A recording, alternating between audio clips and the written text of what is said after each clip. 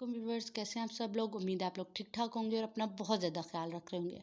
I am Akshar Shed here again with my new video. आज की इस वीडियो में मैं आप लोगों को अपनी हेयर केयर रूटीन और हेयर केयर प्रोडक्ट्स के बारे में बताऊंगी।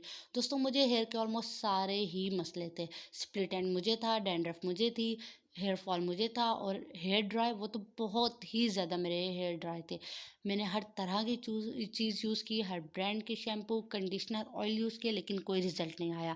मेरा तो यकीन ही ख़त्म हो गया था कि अब ये कभी ठीक होंगे।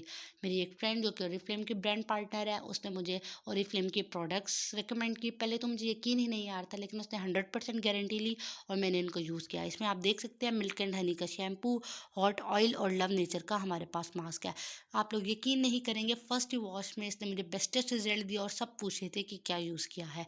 मैं 3 to 4 टाइम यूज़ कर चुकी हूँ। इनकी स्मेल बहुत अच्छी है, बाल बहुत ज़्यादा सिल्की, स्मूथ एंड सॉफ्ट हो जाते हैं। मैं आप लोगों को भी रिकमेंड करूँगी, ज़रूर ट्राई कीजिएगा, फीडबैक दीजिएगा। फिर मिलेंगे। अल्लाह हाफिज़।